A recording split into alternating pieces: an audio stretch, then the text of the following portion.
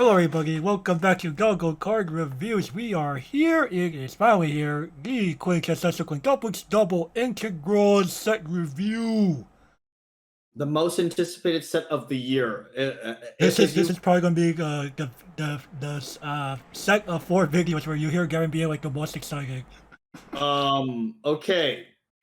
Have you listened to this channel? Yes? Then you would know that already, sir.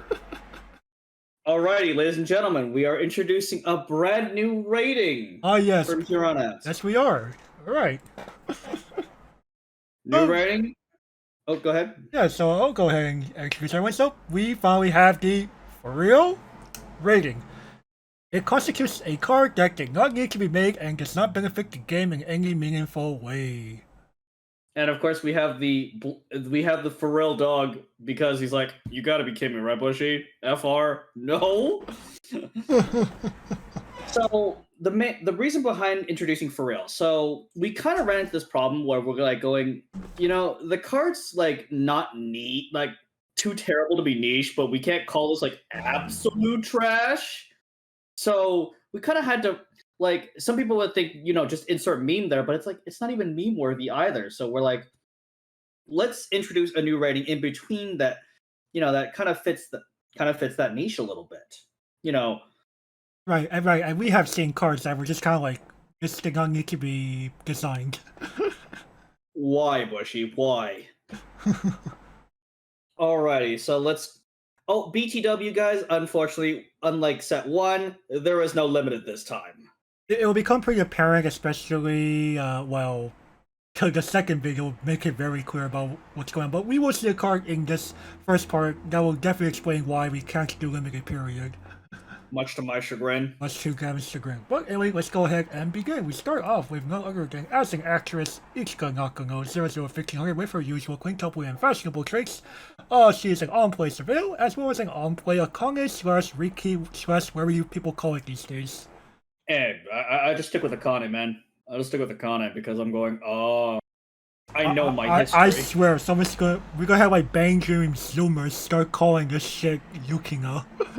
The fuck, dude? No. Fuck that noise. I'm sorry. What? No, it is Akane, chairman of the Oka Club Akane, people. Learn your history. Like, I even get triggered at Riki, man. I don't blame you. I even get triggered at that point, man. Like, ever since I played Akane back when I played Guardian, was a Guardian main. I'm going. I'm just gonna call this card profile Akane now. Or if you're like me and you rank people who played Gaia rewrite. Gaia? Excuse me, sir. We do not unearth. We do not unearth Mongolian technology. Okay. Crying. Actually, no. Is that deck from Mongolian era? Roughly speaking. Oh, Jesus Christ! And I thought, man, unearthing World War II. Actually, no. World War II technology would not be accurate because Akane is from the Mongolian era. Yeah, she's set 1 rewrite, so yeah, it's roughly Mongolian era. So we are unearthing Mongolian technology. Now, of course, I feel that modern day players are like going, ugh, vanilla Akane isn't good enough. I'm going, FR? I think people undervalue, like we're starting to see more and more Justice plays more as 3-ofs versus 4-ofs as we would in previous times, but that's mainly more because decks have just gotten better at establishing and keeping a large hand size. Is it me, or are just people just afraid of taking the damage? I don't think it's really the damage. I would argue it's more the stock. But Drop Search saw Salvage cost the same thing, dude. Like, and people are still playing those in droves. Well, I guess, okay, I'll put it this way. I'm pretty sure players still realize that taking damage early is not a problem, but... No, it's not. But the later, like, if these come up in your hand, like, mid-level 1 onwards, you just kind of go, I don't ever want to use this ability. Or you use this ability in very specific circumstances. Right, and I think players really dislike when a card just simply stops becoming like. I think players are expecting to get more mileage from their early game cards these days. Which again kind of goes It goes against the fundamental design of Weiss Schwarz, is what I would right. say. Like, You're supposed to level up with your cards. Like you're supposed to other way around. Your cards level up with you. right. Like your cards supposed, but at the same time, again, dude, this game is completely unrecognizable than from your era.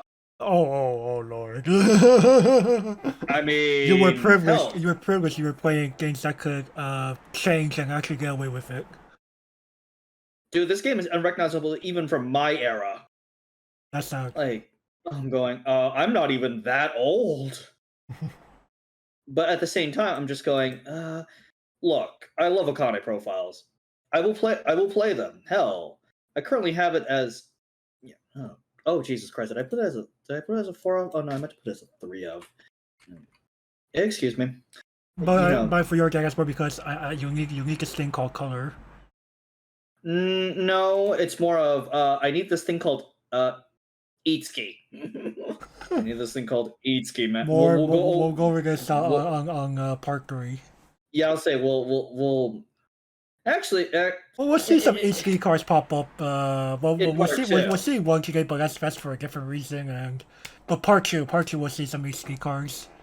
But at the same time, I'm going, look, Akane and Gotsubun actually is a very much needed card because Right, the while we tout Quintuplets for having some of the best level 0 games out there right now, it was missing something like Akane.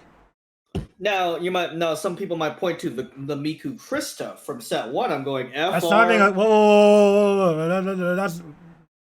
That's on Death Krista. yeah, it's gonna be like it's not being a true crystal. Like again, man, Now, granted, you were able to put that down turn 1 and you didn't care, whereas you play Ichika here turn 1, you get this surveilling, that's it. That's fine, man. That's fine, man. At the same time, I'm going, my graveyard is teeny on Right, at the that's the problem with especially a on death one in particular. Oh, okay. I play Miku down. Okay, she might do something. My opponent destroys her. Okay, now I have to pay cost upon her destruction. There's nothing I want here. And just pushing her back is like, why even? FR man. That's such a meta choice. Like Whereas Akange's, you have access to over half your deck, I will hope. If you don't, I don't want to know what you're playing. Not even toilet paper was that quick, dude. Exactly. Toilet paper was known to be speed incarnate. Yeah, I was about to say. Okay. Turn 2. I summon Media Akagi. Okay. Fetching now Brainstorm. Or fetching cards. And you probably still had at least 27 cards in your deck at that time. Around the mid 20s, yeah. Around the mid 20s. So right. Legitimately speaking, you know, the main reason why I said the whole like I don't want to know what you're playing is mainly because of I'm not going to know about all of the +2 soul people or what the heck's going on there to make it run out of deck that quickly. Yeah, I was about to say. Actually, no, that is definitely a moment of where do you play and can I come? That depends, Kevin. Okay, fair enough. Well, actually, no. I hope it's not. I hope it's not the God matchup. Sora punching me with +2 souls. That does not sound fun. Anyway, that all aside, I think we said what's already need to be said with Akane here, right? Now the biggest thing is that it gives Gotsubun the ability to fetch its level 1 combos. Like, look, each one of these girls has a relatively decent level 1 combo. Honestly speaking, even though 2 of them, actually no, even though all but I think, in my opinion, Itsuki and Yotsuba have kind of level 1 combos, but they're still worth fetching via Akane here. And we're just referring back to set 1 and trial decks. Don't give me that Lullifin trash, man. Don't give me that Lulafin trash.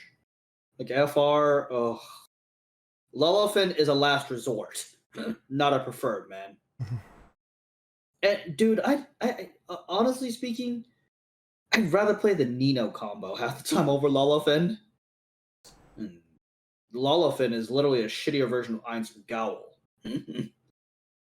But even still, and Miku isn't terrible either, thanks to headphones. There's spoiler alert, there is a reprint of headphones in this set, so It's you not can technically play. it's not technically a reprint. Well, okay, it's It's a new another new version that you could choose to play in any combination with your old one. right.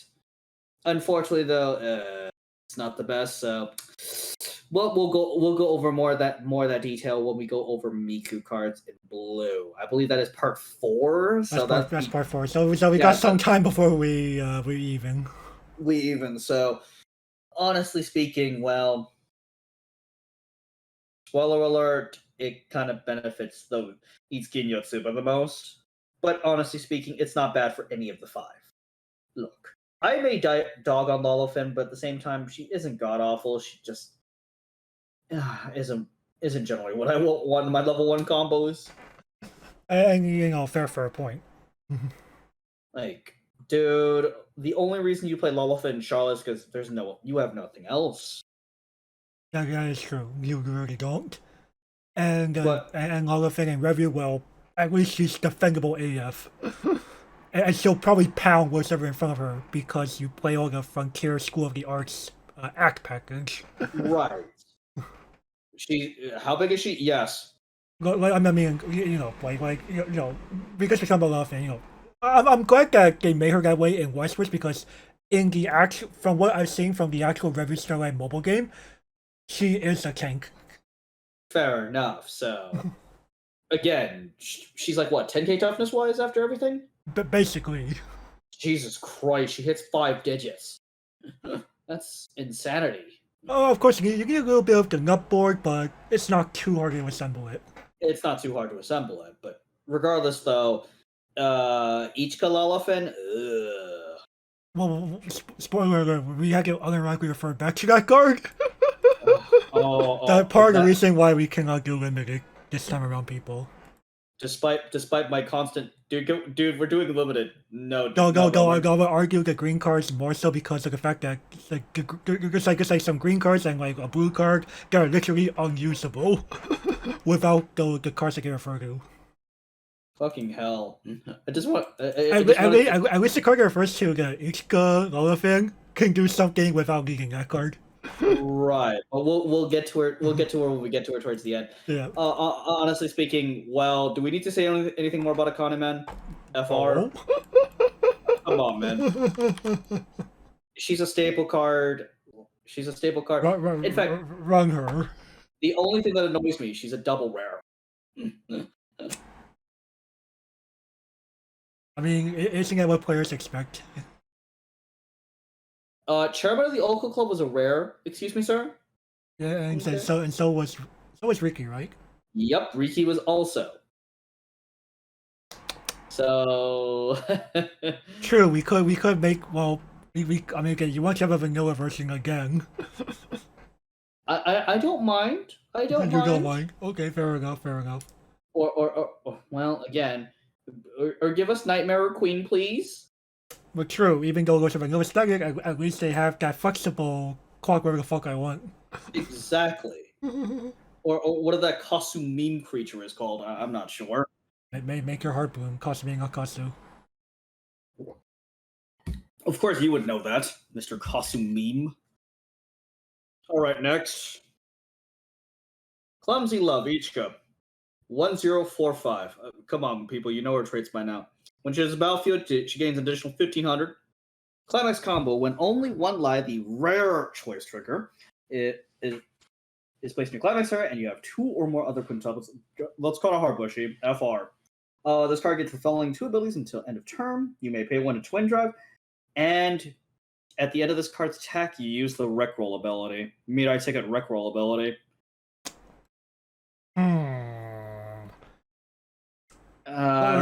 they've really been trying to juggle this this recall ability for quite a while now. I'm not feeling on this one, man. I'm really not. I don't blame you for thinking that way. Okay, so before everyone says, "Well, this is meant for waifu," I'm going, "Okay, let's compare this to Lalafin." Bro, I'd rather have Lalafin over this. FR. Let's let's talk about like what one gives over the other. Okay, so they both reach the same power and toughness wise. They both actually They should both go for 7K on their combos, if I'm not mistaken. they both go for 7K on combos. If I remember correctly, Lalafin is actually defendable. I have to double check real quick.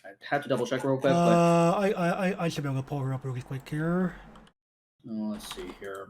We'll do. So, no, she's not defendable. She's not defendable. Okay, Okay, she's 4/5 toughness.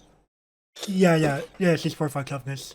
So neither of them are defendable. So yeah. So neither is defendable. Fair enough. Fair enough. But at the same time, okay. No one's winning in the defensive department. But at the same time, if for some ungodly reason Lalafin lives, she can at least bat for 7K during the next combo. This cannot. This is correct because Yukata Nakano gains power on attacking. Right. So again, while Clumsy Love here, come on, man. Okay, the pay one twin drive. Okay, like some later Ishika cards will make sense about why you want to swing drive. There are cards I would say when you trigger a choice trigger, do X. Right, that was Ichika's gimmick in set 1, dude. Right. At the same time, though, one could say that the card advantage from this card is from Clumsy Love here is better than Yukata Look, but I'm going. Yeah. Yes, you know, with Clumsy Love Ichika here, you know, you get to select. Right, it's kind of like it's RNG based like Fugos and the like, right? Right, but unfortunately, you know, the thing is that you have to pay for this to go through your deck. You have to pay for it, otherwise. I mean, you pay for it, but they both get the same amount of stock. Right. It's 1 for 2, or just the attack for Yukata each cup. Right, but at the same time, I'm going. You know what? Honestly speaking, like. I think the argument I was trying to make more of is because with a lot of things, you know, it's the whole like, you know, when you're popping off a level 1 combo, ideally you still have more deck than waiting room. Right. At least from the way that we play the game. Because honestly speaking, well, you go through dude. I think I'd rather since the majority of the time my graveyard is so small, a card from the top 3 is often better than what's in my grave. And because of the fact that my grave is so small, the Rickroll ability may get me nothing at all, or semi medium case, it might get me nothing relevant. Like the fact that my selection is RNG based. Right. Now, of course, you flip a 3, you're just golden. Oh, of course. But that's the same with Rickroll. That was the same with Rickroll. Right. That's definitely the same with Rickroll. Like sometimes Rickroll could just roll you to 0 or the Climax. Oh fucking hell! No, especially the Climax, man. Like at least with Lalafin, okay, sure. I have basically no selection. You know, people might say that's worse than arguably going through it, but at least I didn't have to go through it. At least I didn't have to go through any form of hoops. And at least I know right then and there what my choices are. With Clumsy Love here, okay. it gives me that impression of false hope. Right, Yes. because you're kind of like, okay, I would like to have, quintessential quintuplets each good early play from set 1 into my hand. Oh, I flip a 2. Well, I get that's out of the question now. Or worse, you flip the climax. Like, oh god damn it. It's like, you flip the climax. You're like, well, you can easily trigger the climax and get. You can easily trigger the climax and grab it. But I'm going again. relying on that seems kind of a weak argument to me. Like I have to rely on triggering a climax to get what I want. No thanks, tbh. And you might be like, well, you could just pay it out via twin drive. No. No, because Ichika A attacks. At the end of her attack, reveal climax. Well, Okay. and then you could just simply you could make the argument. Each could be just in twin drive, so just trigger that one card. And then Ichika C would have to do it. Yeah, you could argue that.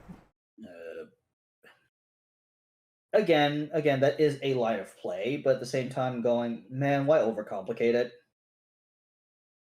I wouldn't really call it overcomplicated. It's more of this is to what's the word? This is to circumvent too many bad things going wrong. Too many bad things going wrong. I want to like this combo, dude. I really do. I would definitely not call it terrible. Like No, it's not terrible. Like I'll put it this way: if you are the player who really thinks your weight room is a gold mine, then once you love Ishka, be my guest. And there are players who will go, yes, my weight room is definitely a gold mine. My deck is a pile of trash heap. And I'm going, no, I'm the exact opposite. Right. So it just depends on I would argue your philosophy as a player. If you're choosing to play the Ishka route, pick what fits your needs and preferences. Fair enough. Because they'll both get you. They'll both hopefully get you something. Hopefully. Now, of course, to some players, this card is amazing. To me, I'm going. Like I don't know, man. Reveal to the audience how I first felt when this card was spoiled. So I told him about this card. He's just kind of like, who really needed this?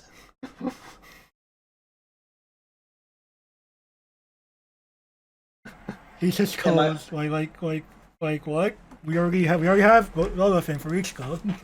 Exactly. Like I was kind of asking who does this really benefit?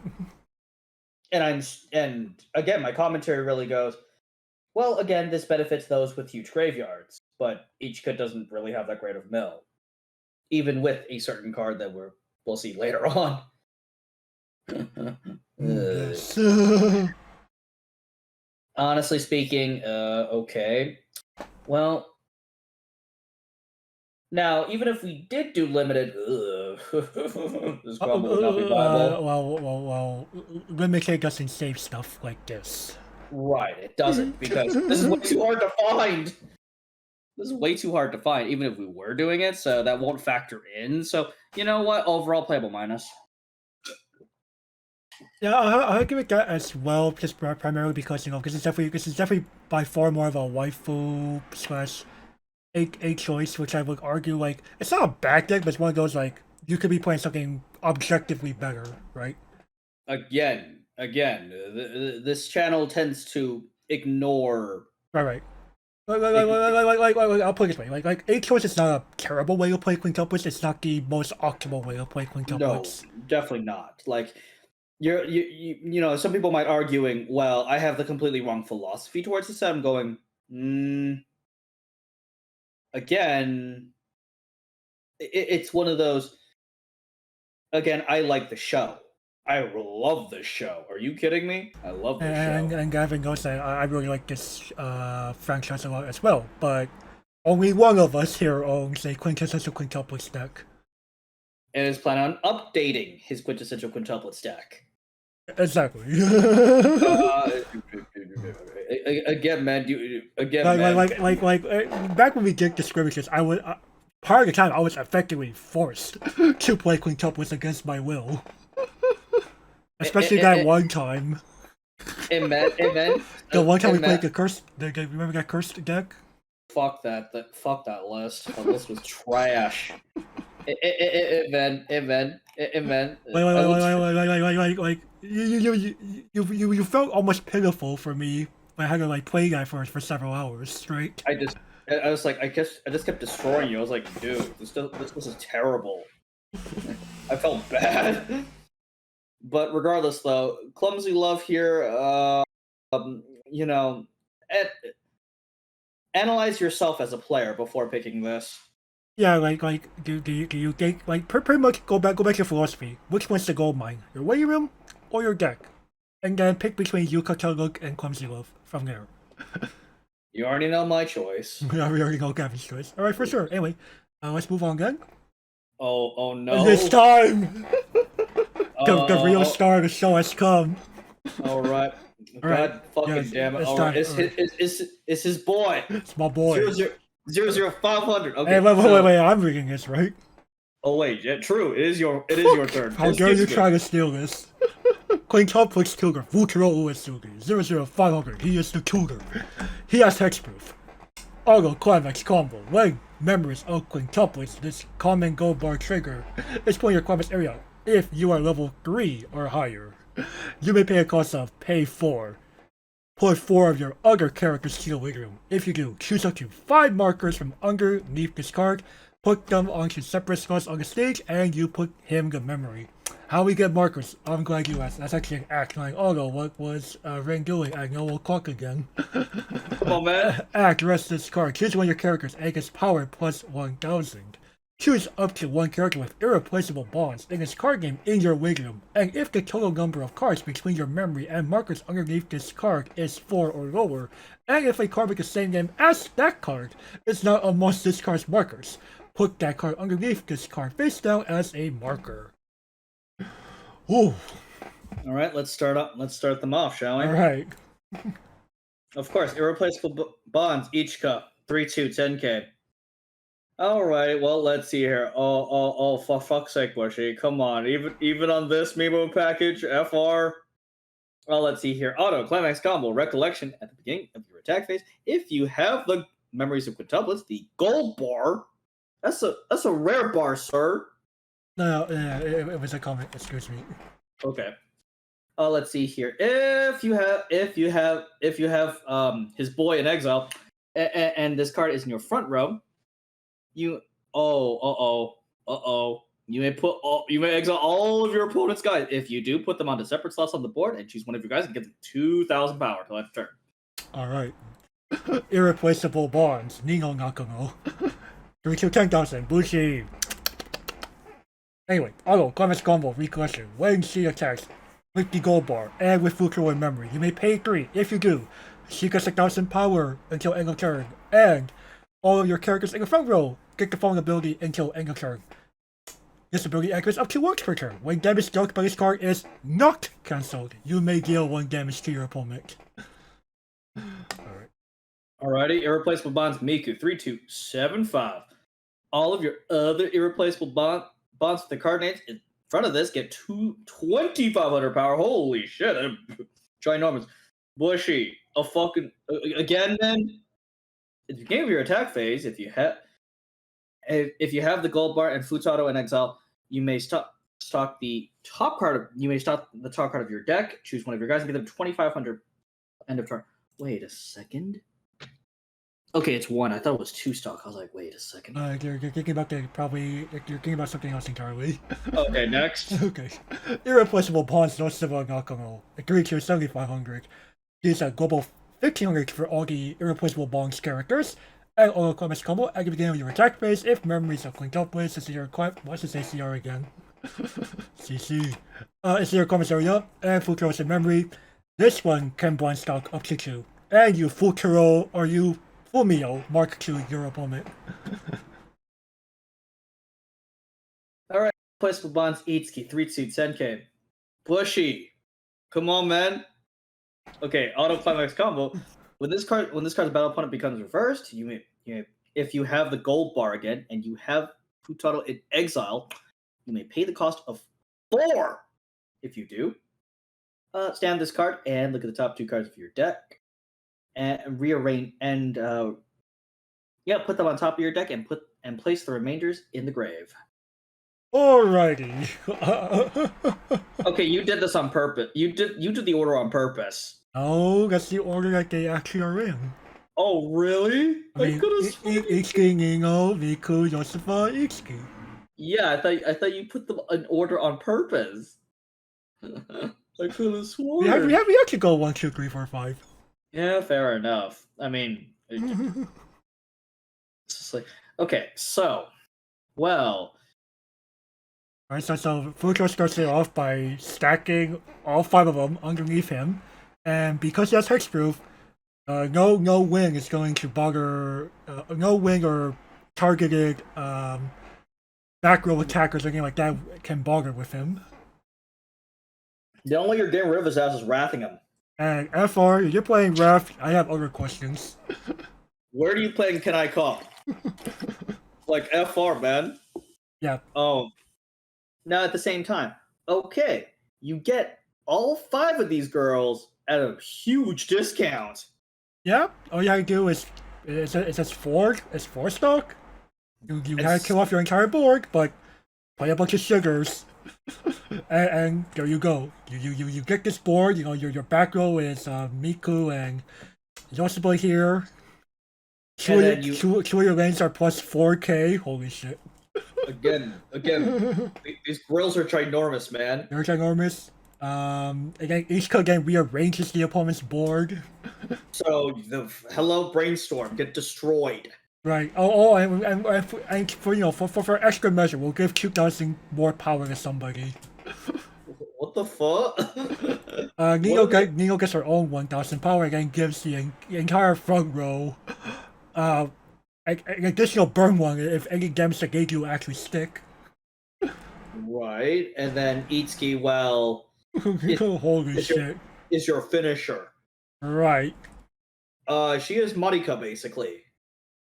In a way, like Itsuki could ideally do 3 instances with the Nino ability accounted for. You mean 4 instances? No, it's a once per turn. Oh, it's a once per turn? God damn it! Oh, but remember, your other lanes have this ability too. Oh yeah. So we're looking at up to 7 instances of damage after we. Oh yeah, and you're supposed to Fumio Mark II our opponent on top of that. That was free. That was just free. We never need to rest anybody, which is like even more absurd. And we heal down like an entire level, basically. Yeah. Let's see. It should be heal 4 because I think only Yosuba doesn't heal.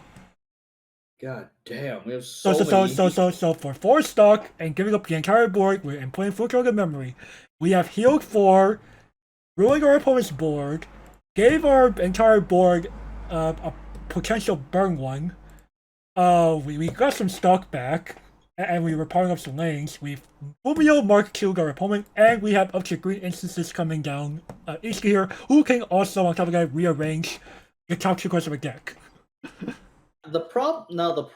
Dude, you can surveil those cards away if you like. Right, like, I don't want this at all. Fuck this.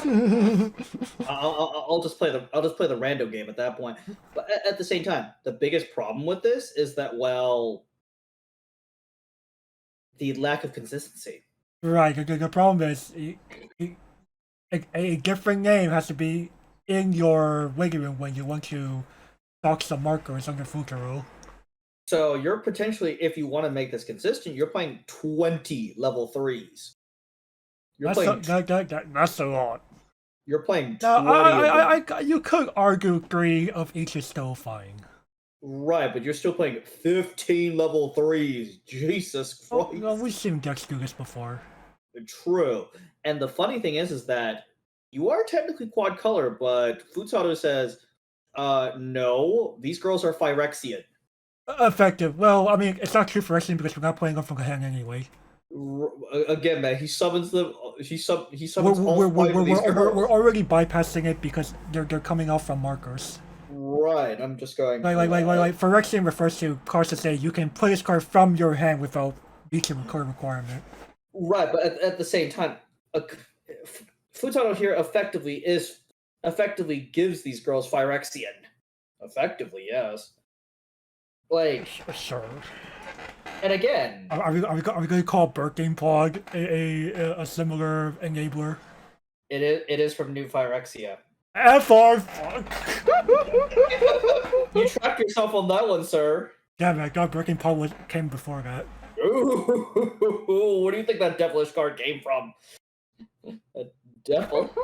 It's a rare, actually, too. I love that card. A wizard, unban Birthing Pod in Modern, please.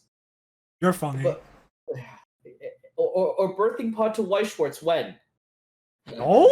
I mean, WWE kind of have Birthing Pod in Weiss Schwarz, kinda. Standby does not count, sir.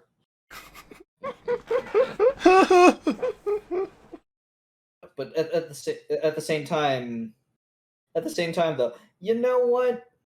Okay, the fact that it's on Gold Bar. It does allow consistency to be shown there. And at the same time, the good thing about this is you don't need any of these cards in your hand. All you need is the Climax, and the Climax is going to come to you because it's a Gold Bar. All you need is Futaro on the board. You can place his ass down turn 1, dude. And start setting it up. Immediately. So, look. For competition's sake, no. Don't play this. No, I don't. If whoever does, oh my goodness, you have my respect. Dude, imagine this winning Nats. I'm all for it. Yo, dog, this wins Nats. You're fucking buying this deck. I didn't say that. Fucking buying. Fuck you. Don't put words in my mouth. And man, it has your boy on it, man. It does have my boy on it, but don't go this far. Oh, come on, man. Go. To be fair, this deck is like stupidly cheap. Okay, market watch time. No, this is a rare. You have 5 commons. It should be like $1 at most. $1 at most? I swear, if he costs more than $1, I'm a flip. Well, the table's about to be flipped. I'm not flipping this desk, but still, I'll make a noise similar to a table flip. 50 cents. I fucking swear, if it's gonna be over $1, we're gonna be like, what the fuck did Japan know this? And the pieces, they're commons. Come on. Still, well, true. Most commons aren't absurdly overpriced. Yeah, come on, dude. Don't do this. Well, fair. We know what the price is.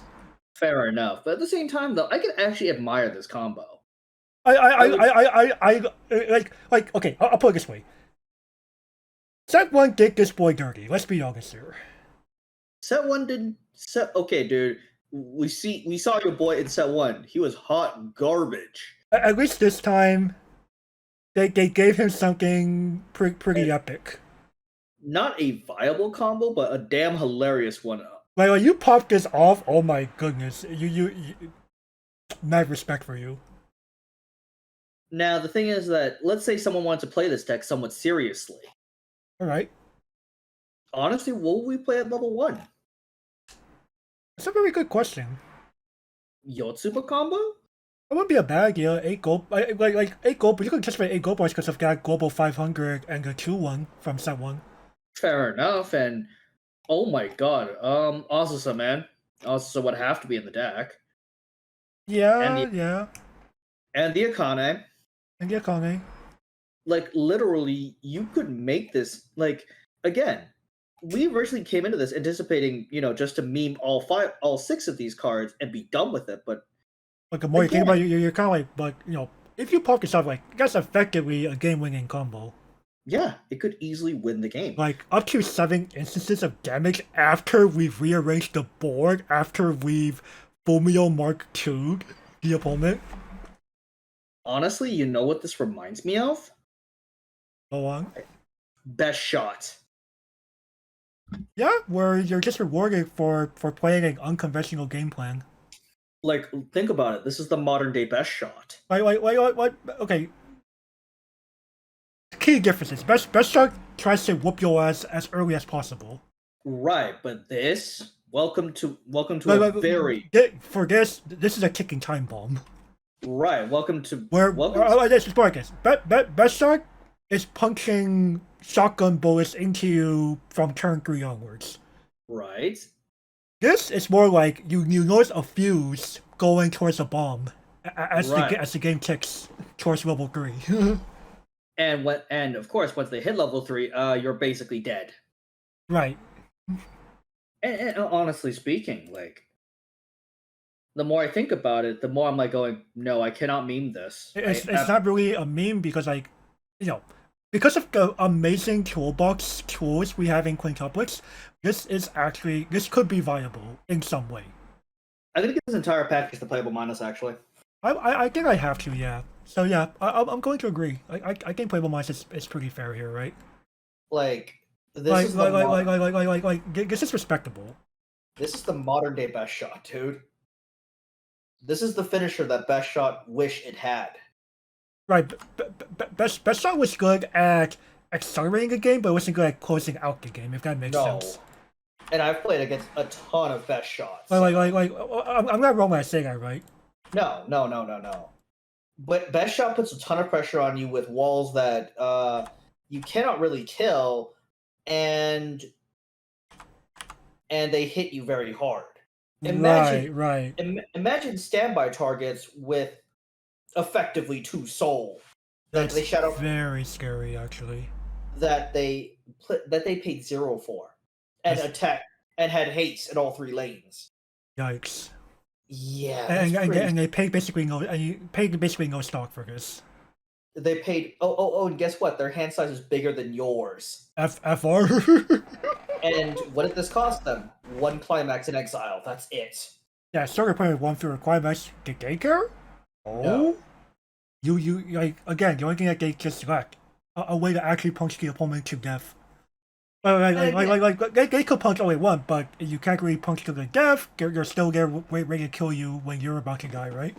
Exactly. And all this is really missing, in my opinion, is like a decent level 1 combo that's good at punching. And I'm going, I wish this set gave us like you could argue like playing, the 4th quintuplet, about Nakano would be more than sufficient. I wish we had Sora combo from God. Could you imagine this with Sora combo? I mean, well, we cut. Oh man! It has to be on the +2 soul, sir. It has to be on that +2 soul. If only. Like, come on, man. There's a reason why I specifically said Sora. That was like,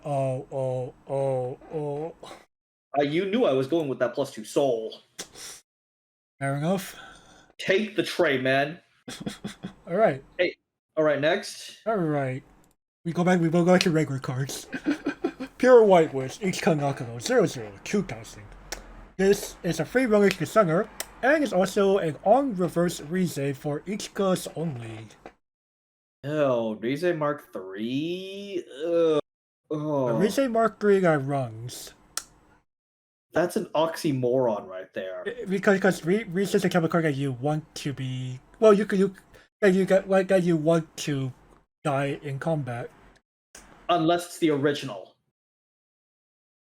But they're never giving us the original ever again. No, not at this point. Are you kidding me? We're lucky that Neo even got an Awesome Sun Mark II, man. Funny that you mentioned that card. I was actually going to mention it myself. Why the fuck is Ichika getting screwed here? Like, is it because she has access to twin drive and all of them? That's what I'm thinking. I mean, when we go into the Nino cards again, Neo doesn't have a lot of mill. Still, I'm going. The fact that she, again, dude, her card pool is just so much better than Ichika's. It only gets better because, oh my goodness, some of the stuff that Neo got. But more on that in parts 3 and 4. I'm just going. Oh Lord. Oh Lord. It's very clear that Bushiro clearly declared Nino to be one of their favorites. but again, more on that later. But anyway, Ichika here, like, it's something, I suppose. How should I say this? The Ichika players will appreciate this. Oh yeah, no doubt. If they don't, the fuck are y'all on? Like, the problem is that, well, this is meant only for waifu, Right. which, again, I kind of feared that waifu would kind of be our limited for this one, and it kind of slowly turning into our limited for this one, man. Like, I mean, yes, but also no, because we will talk about like references to set 1 and trial deck cards.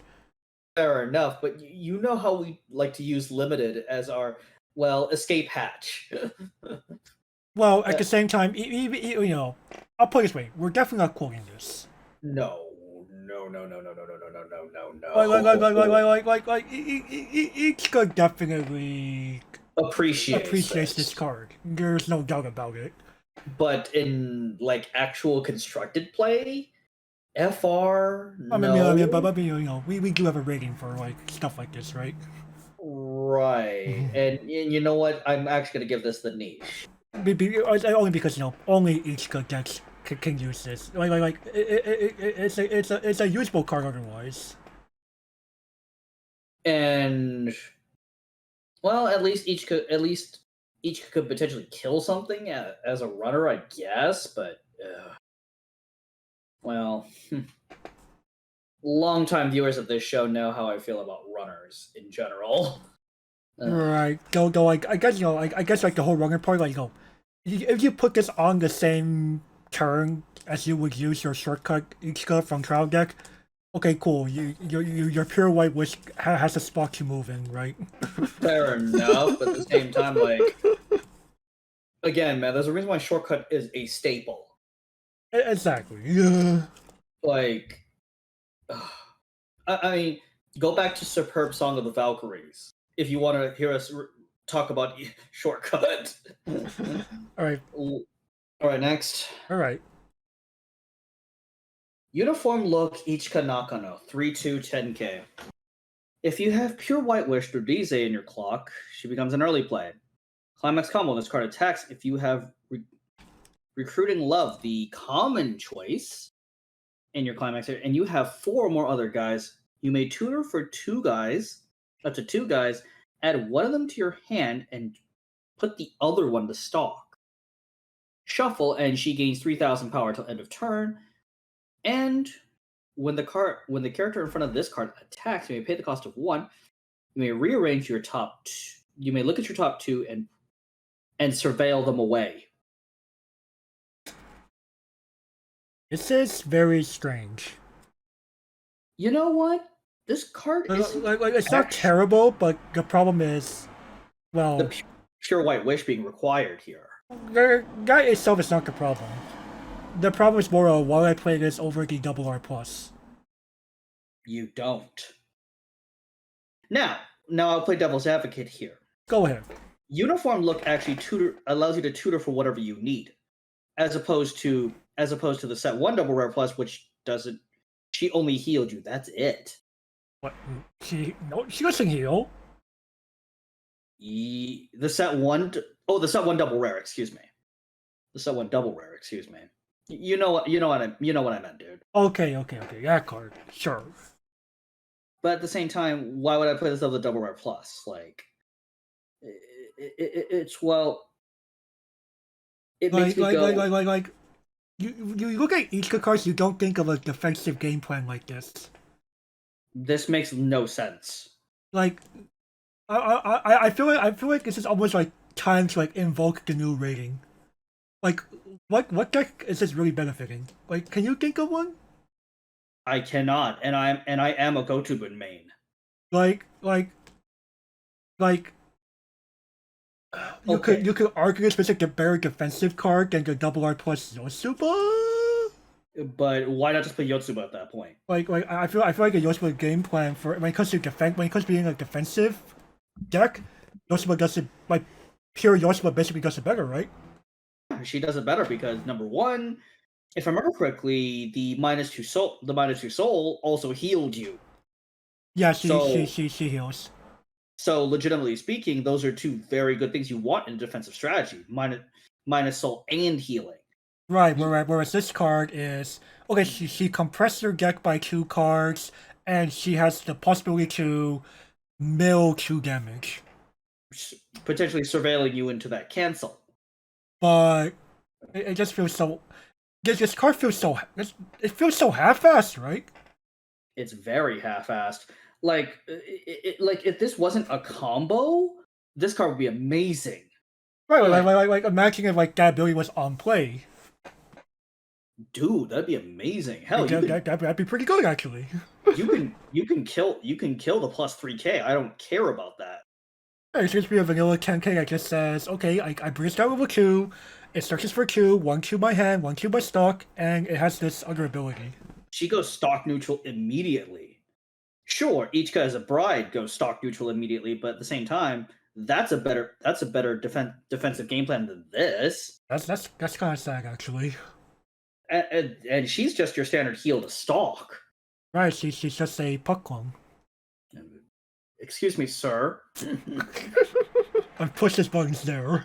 I was about to say, I treat Ichika as the original, and that furball is a clone. Even though you know what the release order was. Even though I know the truth. These are the people who say it's Riki Akane, right?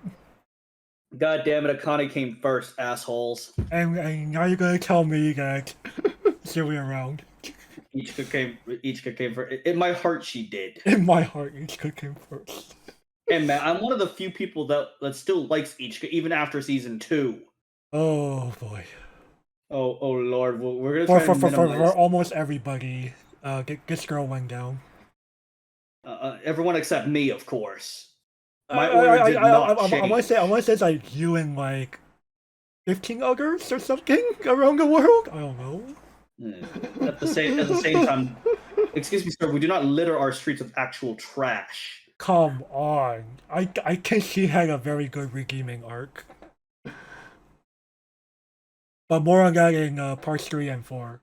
But I still leave her trapped in the dark aether. Anyway, dark aether aside. Dark aether aside. Are you for real, Bushy? Are you for real? Yeah, it's actually time. Oh, fuck, that's large. That is large. Are you for real? It's so large. It is so large. Like, can you blame me for saying, "Are you for real"? like that's the problem, right? Like, which deck in Quintuplets does this actually benefit? Not even each waifu appreciates this. I almost quoted this. But it's kind of like, no, it's one of those, like the card's not bad on paper, but it's more of, practically speaking. No. Who does this benefit? Nobody, right? Is my response not appropriate, sir? I think it's appropriate. Alright, let's move on. Alright, next. Alright, famous actress Ichika Nakano, 104500. Change! Begin a Climax phase. You may pay the cost of displaying her waiting room. If you do, choose up to 1 instant reply Ichika Nakano in your waiting room and play on to her previous spot on the stage. Or, I don't know why it says they even say act. Be auto again, because what changes act? That's crazy. No? They're all autos, man. All autos. Anyway, just another change. Like via your requirement space, if you're level 2 or higher, you may pay the cost of 1 and put it in your waiting room to bring out what she can do as an older sister, Ichika Nakano, in your waiting room and place her on her previous slot. Alright, let's go over the change targets. Okay, instant reply. 1035. During your turn, you get she gets 1,000 for each Ichika. And what she can do as an older sister, Ichika Nakano, is a 2145 level assist. When your character's trigger check reveals a Climax with a choice trigger icon, if she has no markers underneath her, you may choose a quintuplet character in your room and marker it, and yeet a marker from her to blink one of your opponent's characters. Okay then, famous actress. Right, so you What? could change her into a 7500 beat stick, or she could pivot into a back row card. Honestly, I'm going okay. The elemental golem part, the instant reply. Look, I've only seen this profile played once, and that was in Slime. The remedies into exiling this. Unfortunately, we don't have those shenanigans this time around. This is just, oh, you gotta be kidding me. Who cares about these things, man? Like, FR. Each card has plenty of offensive power level 1 as it stands. Right. She didn't need to be here like this, I think. If anything, just use her combos to smash face. Right, her combos are 7k before your back row. That's plenty. Like, okay, this hits 500 above. Like, so what? Like, yay. I mean, 1500 above with a climax, right? Right, and this forces the 1175 hand encore to either pitch the card or use a counter. Again, that isn't really relevant enough, in my opinion. Right. Like, okay, let's think about the other mode. Okay, what she can do as an older sister. Okay, level support. I like that. Mm-hmm. The fact, okay, trigger choice. Fair enough. You know, not only do you get the choice ability, but you also get the ability to blink one of your opponent's guys. Oh, gotta think here. How relevant is blink nowadays? Oh, sorry. I just realized it's a delayed blink. That's a delayed blink. Oh, let me guess. It's the end of turn. At the beginning of the encore step. Yeah, that's basically end of turn, dude. Now, to be honest with you, I'm going. It's how many things do we need to blink nowadays? We got to think about what things we want to blink. Now, to be fair, a delayed blink gives us more value. Because right. now we can push things out of the way, even if they don't have any lingering abilities otherwise. Right. At least we can punch them for the extra +1. You know, we can punch things for a +1. You know, like there are some pesky cards that I think like Ichika waifu or just any A-choice good stuff stack would definitely don't mind just getting out of the way because it's just being an annoyance, right? That it could punch out that shitty level 3 climax combo we just looked at. Punch that out of the way. Yeah, like any like dumb defensive card like that. A check and wreck. Check and wreck. Minus soul walls. If any of those still exist. Blinking a check and wreck. A regular blink does nothing to a ball or check and wreck, but right. But Ichika here, bye. Ain't happening. Bye. ain't happening this turn, buddy boy. Right. But we got to think about how many check and wrecks are still played nowadays. I can think of Yusa. Yeah, Charlotte still plays theirs. Depending on who you ask, some Love Live Sunshine players play Corning Arch Aquarium, Daya Kurosawa. How many of those still exist, man? Is there still over half of the Sunshine population? How many of the Sunshine population is still remaining? How many people still play Sunshine, man? That shit's old news. Isn't it enough? I want to say it's not that many at this point, man. She's the other one I could think of. What's the other one? Well, actually, no. You want to blink Shizuku out of the way? You always want to blink Shizuku, though. True. A regular blink would do. True. I'm trying to think of things that I just want to blink in general, man. Because in the majority of cases, a delayed blink versus a standard blink doesn't really matter that much. Oh, a delayed blink could mean pushing damage or like avoiding being countered in a lane. You want certain things, like for example, you want like certain things to just survive. Like I know a good game could be. Oh, I know something that are actually good to blink. I know that I'm pretty sure more and more Daylight players are playing the origami bomb that could swap. Are you talking about the Yoshino bomb? Oh, is it Yoshino bomb? I forget who's on it. Yeah, the Yoshino level, the 1/1 interchange, right? That could also swap stocks. Yeah. Get her out of the way. Get her out of the way. Yeah, that's fair enough.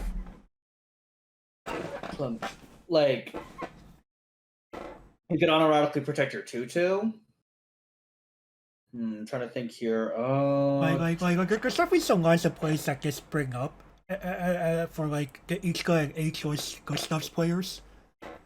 Right. And honestly, There are some cards I just simply don't want on the board for a turn. fair enough. So I think there's merit.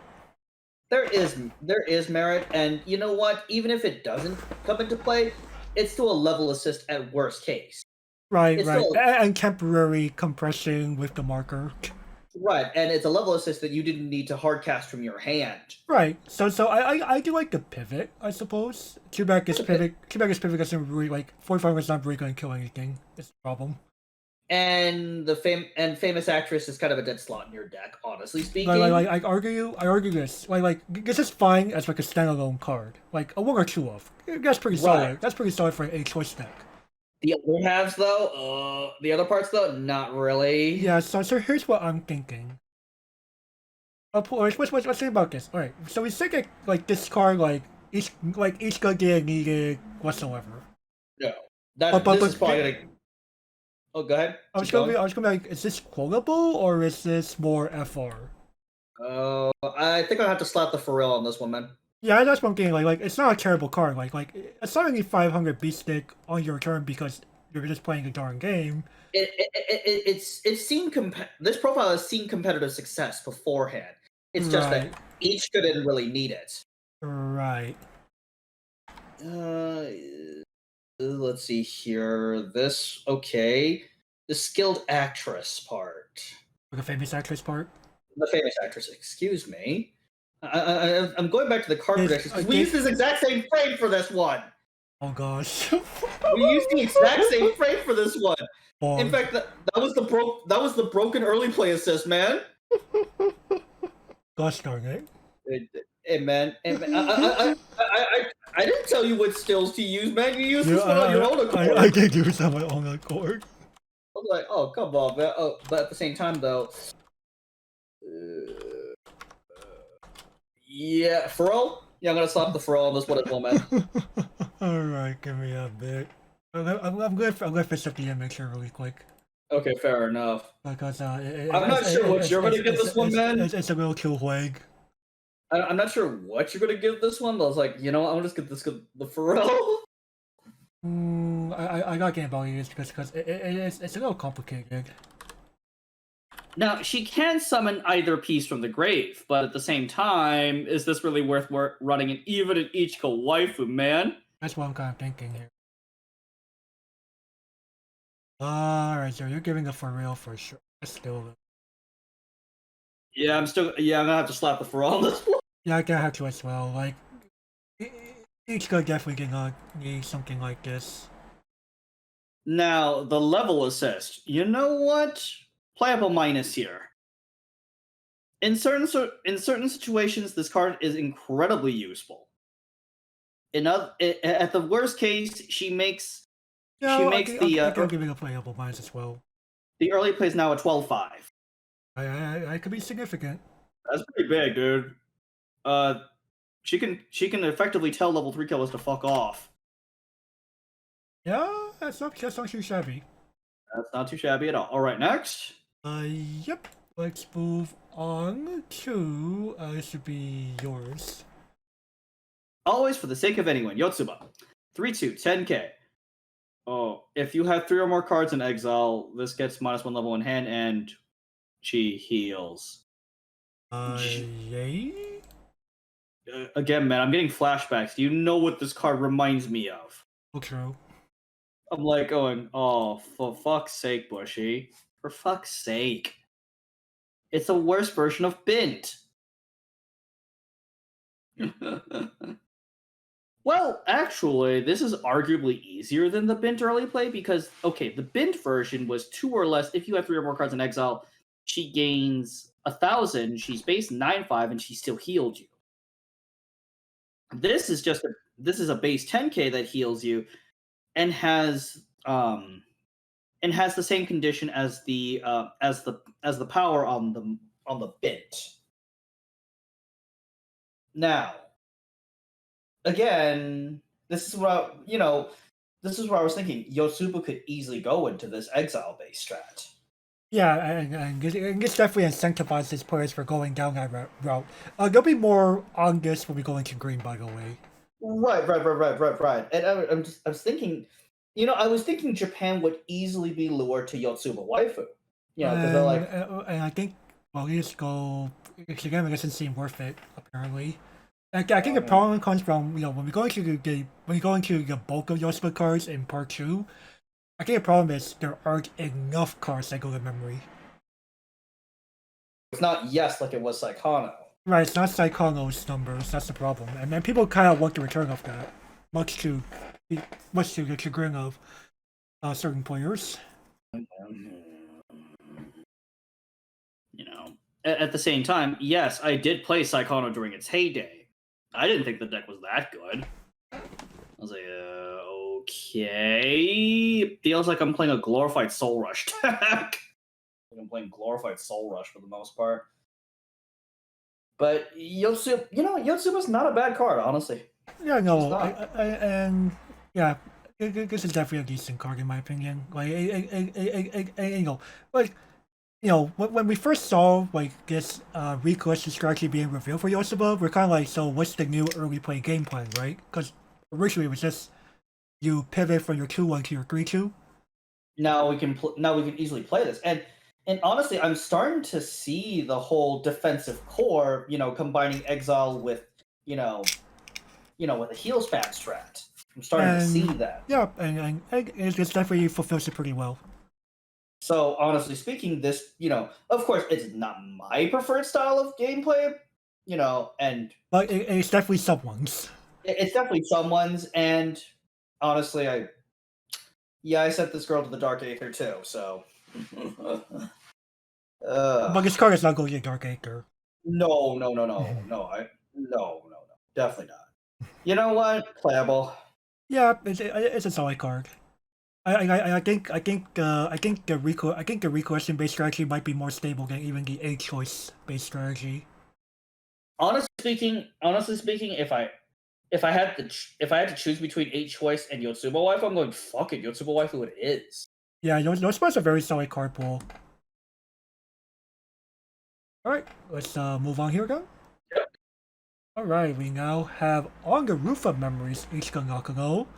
So she's an on-play standard blink, and when she attacks, you give another quintuplet character plus 1500 until end of turn. Each gun blink, dude. Like, I'm trying to think of a flavor reason why they would just give her so many blink cards. I'm going. Is it because in the anime she, kinda dictates to purposely dictates in a way where, it's because she's like shifting between when she's like an actress and when she's a student more often in season 2 than in season 1.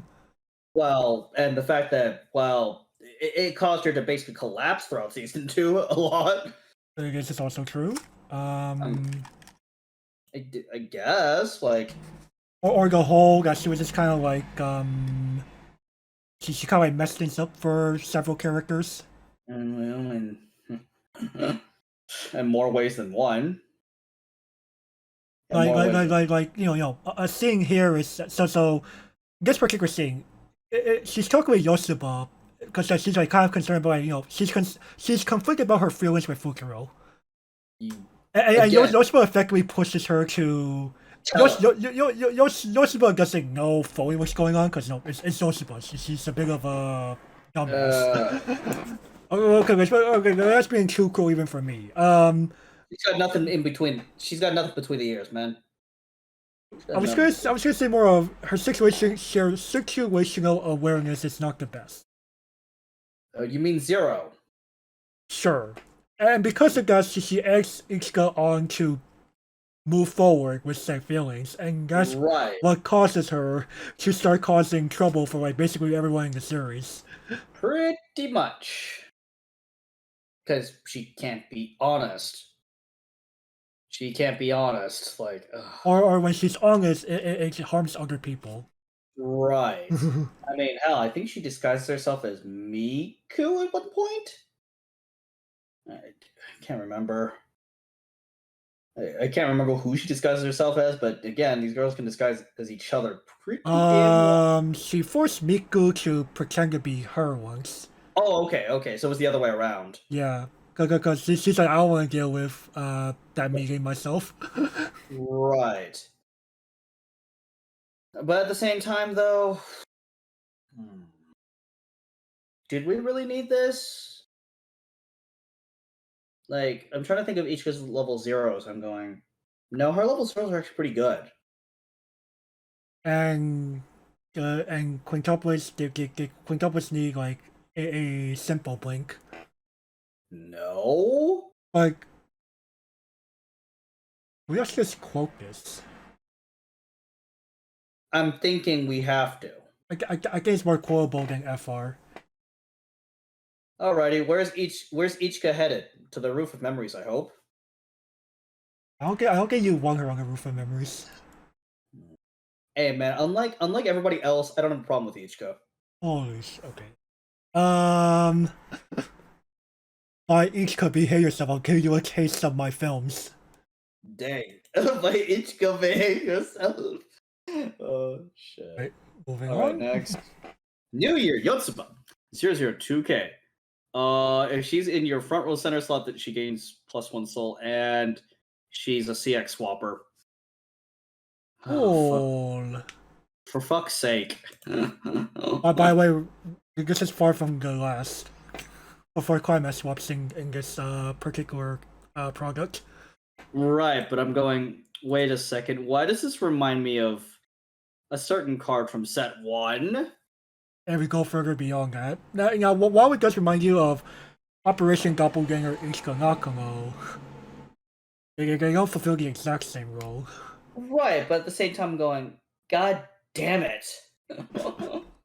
I'm more surprised that they even made this version. It's if anything. It's enticing, I'll tell you that much, but it's enticing. Yeah, of course it would be. Can you blame me for saying this is enticing? No, I suppose I can't.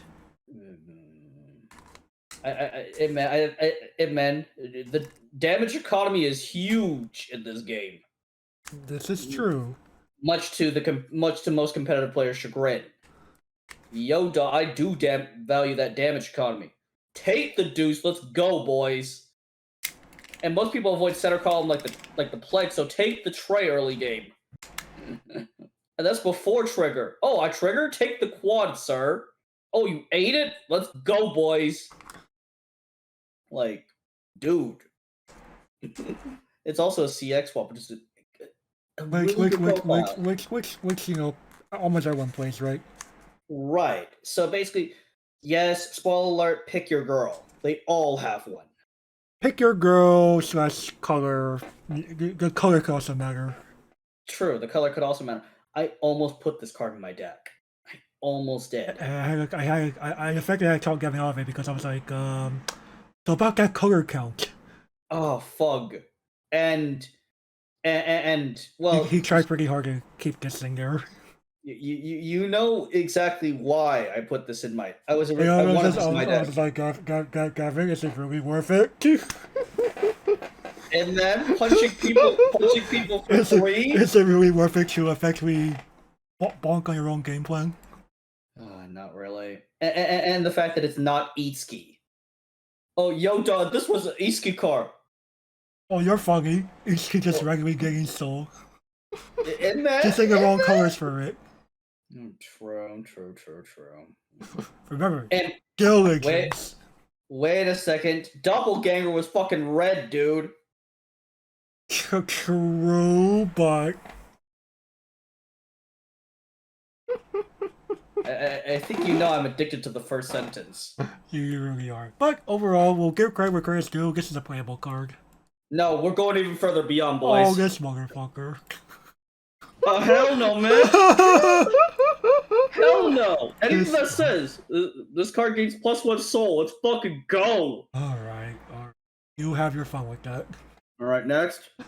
Okay, Cheerful Girl, Yotsuba Nakano, 1/1 2500. It's a 1500 backup. Guy also says when you use the back of this card, if your entire board is Yoshiba, you may pay one to refresh. Why? Oh, okay. If you're playing Yoshiba, this is amazing. You have more defense on top of your defense. Fair enough. And I think that's warranted. Actually, now that I think about it, wait, Yotsuba. I just said 5 minutes ago, Yotsuba wants to be defensive. This card would be amazing in that core. Right. So yeah. So I'm gonna play with mine because you're forced to play a full Yoshiba deck to make it work. But if you do, you're hella rewarded. Well, thinking about it in context, though, this card is just like wow. Yeah, like this card is very wow, definitely. Okay, dude, think about it. We don't even have to pay for the counterpart. We just have to pay one, discard a card for a free refresh. Like sure, the counterpart doesn't matter at that point. Right. Instead of the 3 stock that you would normally play, you do it for 2. Wait a second. Oh yeah, we do have to pay an additional one. Excuse me. You didn't put pocket slot, man. I never put backup costs on these slides. Oh, fair enough. Man, it confused me first. I was like, wait a second. It says cost 1 right there. The actual. Come on, man. You know I'm blind. I just realized it, but at the same time, though. Like two stock. No. I'll even make a comparison back to Bang Dream here really quick. So there's a level 2 Chisago backup that lets you do this for 2 stock total, but you have to have all 4 colors on the board. That's a level 2 style. That's a level 2 versus a level 1 here. Dude, that's fucking hard. 4 colors? It could be. Like even in Pastel Palace, man, it's kind of hard. It could be. I won't deny it. I played my first share of Pastel Palace. Like Cheerful Girl is so much easier, dude. It really is, and that's why I'm kind of like, did we just actually power creep Chisago? We did. We did hella. And you could easily make a full board Yoshiba like it's no tomorrow. Come on, man. You're gonna be flabbergasted. We're going even further beyond. Holy shit. Gavin actually giving like waifu emphasized cards higher ratings. Again, man, think about it from the waifu context. Holy shit, this thing's amazing. I'll give it a playable. Okay, fair enough. And man, this is your girl too. This is your girl, man. It is my girl. I get that, but I actually limit myself. I have to put limits where limits are due. Fair enough. Oh, when it comes to Itsuki, there are no limits here. And Itsuki ain't even my girl, man. This guy. But anyway, let's move on. Rena, 00500. The beginning. All right, alarm. Beginning of your main phase. If you have the alarm, draw ditch. Again. Beginning of your climax phase. Again, alarm. If you have 3 more of the guys, give one of them 2k. Okay, spoiler alert. This is Itsuki. This is Itsuki in disguise. So well, I mean, it's just wait. Was it Itsuki in disguise? I got more of a hallucination. No, this is actually Itsuki. Like, if you go back and watch it, you'll hear, wait, that's Inori Minase. It is her voice, but I thought the entire scene was a hallucination. No, that's actually Itsuki. So, he actually saw Itsuki as Reina walking by. Exactly. And he goes on a boat ride with her. Yep, on the gondola, dude. On the gondola. I thought it was a regular rowboat. Oh, yeah, it is a rowboat. Excuse me. It is a rowboat. And goes on a regular rowboat ride with her. Yep. And talking about how all 5 of these girls are complete idiots. Right. And then Reina's telling him, well, some life advice stuff, basically.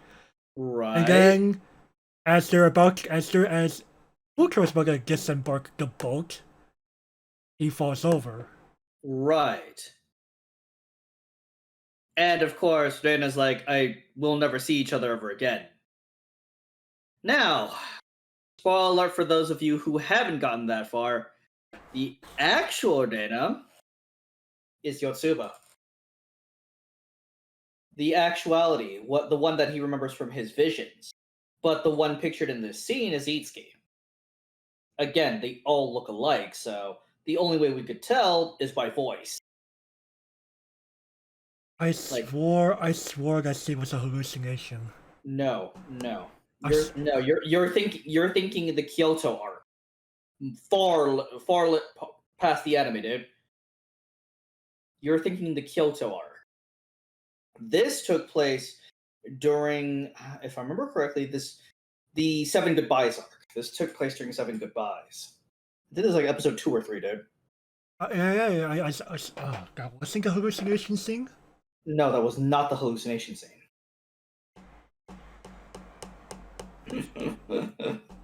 Maybe if I reread this in the manga, it might make more sense. It makes more sense in the manga because, again, we don't have the voices to tell who's who. Right. Anyway, that quick flavor aside.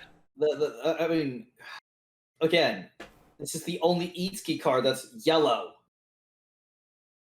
Well, I mean, yes, but also no.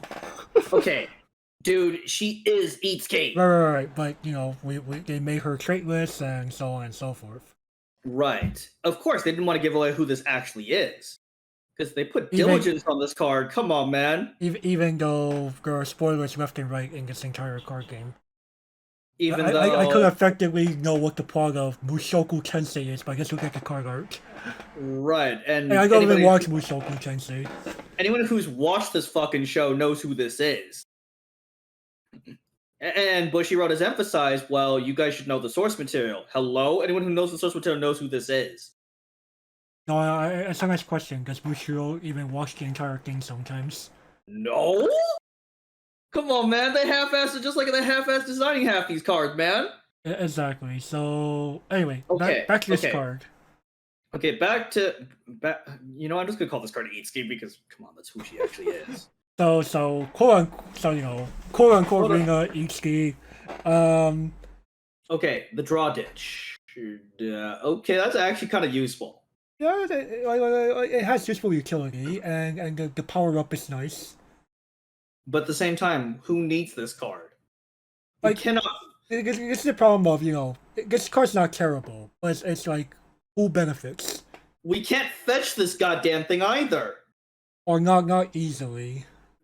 We have to fucking hard draw into it, dude. It'd be easier to fetch your boy over this, man. Is that actually true? No. There's actually I don't think that's actually true. Oh shit. Because everything cares about quintuplets, right? And well, yeah. Almost everything that almost every card that does a search or a salvage. Search is the go-to trait. Right. Which neither of these two have. Remind me really quick. Nino Brainstorm. Does he salvage quintuplet or any character? Anything. Oh, okay. So you're forced to play. Alright, so that's one of your only ways. Oh, fucking hell. I'm forced to play Trash Brainstorm? FR? Oh, man. I mean, do you know of any other ways that we can grab other, like, any character regardless of trait? Let me check a certain card. Because almost everything I could think of is I brought up Nino Brainstorm because usually salvage brainstorms are more lenient about this. Actually, I think she's the only one. I think she's the only salvage storm in the entire set. Because I think everybody else is a tutoring brainstorm. And they usually will only check for name or quintuplet trait. Which, again, there's nothing that fetches your boy.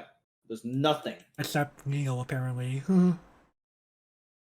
Well, considering what happens in season 2. even though that card was before that. Right. So I was like, I want to push her like read the manga or something. Oh, okay. Apparently, man. and man, the Negi was a genius when he made this show. Are you kidding me? Oh, true. But anyway, yeah, well, Reyna's one of those like not a terrible card, but it's one of those who benefits. Yeah, I'm gonna have to get this on the for real, man. Yeah, I can't think about who benefits from this. We're getting a lot of mileage out of Pharrell. Hey, that goes to show your ratings working. And the fact is that it's a good thing that we debuted Pharrell in this set because, well, There's a lot of stuff that makes us question, like, why this was even made, right? like I said, these developers, do you play your game? Alright, it's time to move on. Alright, we now have, let's just say New Year, excuse me. Yeah, I'm about to say, like, that's Oshogatsu, man. Right, now that we fixed that, so New Year, Ichika Nakano, 00 of 1000. She could pseudo encore when another quintuplet dies by sacrificing herself. She also has a that should be act again. What's going on? Act rest this card. Choose one of your quintuplet characters and gets 1500 power until end of turn. And if it so happens that you are playing Yukata Look Ichika from set 1, and you targeted her, she gets on reverse stock kick. You know, that's actual incentive to play set 1 Ichika. I like that actually. I kind of like that actually. I was, we'll see more. We'll see more little charms like this as we move on. And I like the capture stance. Yeah, because like, this makes a pretty good back row card for for H focus or H choice decks. Especially the Yukata looks. Yeah, now we turn a Olafin into a stock kicking Olafin that's beating someone down for 8,500. Dude, that's fucking gigantic. Wouldn't you be scared? Yeah. Oh, goodbye, I. You ain't going back and you ain't coming back. Counter or die. Pretty much. Like, I don't know, man. I is probably the quintessential 1/1 that I want to eliminate. This is a very good one. Can you think of anything better that you would want to kill, man? In terms of 1/1s? Or even 1/0s. Okay, most defendable level 1 combos. Yeah, you want to get rid of those ASAP. Right, you don't want to give them the chance to be returned to the hand via salvage or something. Or hell, they could expend the counter. You know, they could expend the counter for the bigger ones, but at the same time, there's not that many bigger. Actually, there's not that many. I can only think of Shioriko. Yeah, Shioriko's probably like the only one who could probably feasibly defend against a Yukata look boosted by New Year. And even then, you need homepage reveal behind her with the counter. Right. So that's a lot to ask for. And chances are that means the Ichika player has something else behind. Exactly. So, man, it's kind of a. Actually, this is actually pretty good. Like, this is actually pretty good. It makes Yukata look actually relevant. Right. So if you're like them and you prefer that, now you have even more reason. I'll get this card the playable actually. I'll give it the playable minus again because you're forced to like play into like this like inferior niche of a deck. And man, Yukata look is come on, man. Yukata looks pretty good. Shiite. And man, capture stance, man. The capture stance is nice, but the fact that again, her main benefit is to give your Yukata look some extra juice. Fair enough. And man, she forces the 1175 hand encores to pitch the card or die. Yeah, well, pitch the counter or be lost basically forever. Right. Counter or be sent to the Dark Aether. Okay, it's not Dark Acre bag, but it's almost Dark Acre bag. True. Alright, next. Alright. School field trip preparations, Yotsuba. 1025. Oh man. When this attacks. It's the Rickroll ability, guys. And recollection, when this card enters battlefield, if you have a card in exile, that's kind of hard pushy. Choose one of your other guys and get them 3k. Okay. So we put Yoshima into contest, so any Yoshima gets playing 8 gold bar. No questions about it. Hey, yo, dog, I'm gonna convert that card to actual something decent. And this is also boosting by 3K for just playing a game. Well, some people are like, well, you need a card in exile first. Are you playing the damn game? If you're Yotsuba waifu, When you're going to green, if you don't have a card in memory by level 1, I think you just scoop. yeah, I was about to say, come on, man, what are you doing at that point? I think you just scoop. Like, dude, the JC is now a 9/5 attacker going in. Ooh! Like, Jesus Christ. That's crazy. You don't care. Or we even turn the fourth quintuplet Yoshima Nakano from a 6/5 with combo to a 9/5. Jesus Christ. Fugo going in for 9,500, man. The fuck? Hey, you don't care about the shitter, man. You don't care about the shitter. Yeah, okay, ram this thing. Ram this in. Discard excess gold bar to do the thing. Exactly. She rolled you into a playable, man. Like, that's some pretty good conversion. And while Yoshima already had pretty good gold bar management tools, this definitely adds some much needed additional support for that. You know, I can actually see Yotsuba being viable for some people. Yeah. Like, I've like, the more we talk about it, I'm going, you know what? I was like, all right, Yotsuba viability wise, not the Dark Aether. It really isn't, because you're an 8 gold bar deck that's also able to play with memory and and you have defendability, which is crazy because usually playing an 8 gold bar deck, your creatures are destroyed in response, man. Every time. Well, I mean, it's either, well, when I say most of things are probably going down in Yotsuba memory, but it's more of you don't die as easily if your opponent is trying to push damage. True. Because between things like your memory count and your defensive tools, like you're not going down easily. Like I know I like how fearful that is, because Yoshua is a high stamina girl. Right, like, Jesus Christ. But like high stamina and high energy, so she'll not only beat your ass up, she'll also prevent you from beating her down. Dude, I think, wasn't she the captain of the track team in the anime? No. She was just simply asked to help the track team with their training. Again, man, she could carry the track team easily. But no. So you remember that card? Basically like willing to help anyone, right? Or like for the sake of anyone's. Get the early play. Her name was like basically for the sake of anybody, right? Right.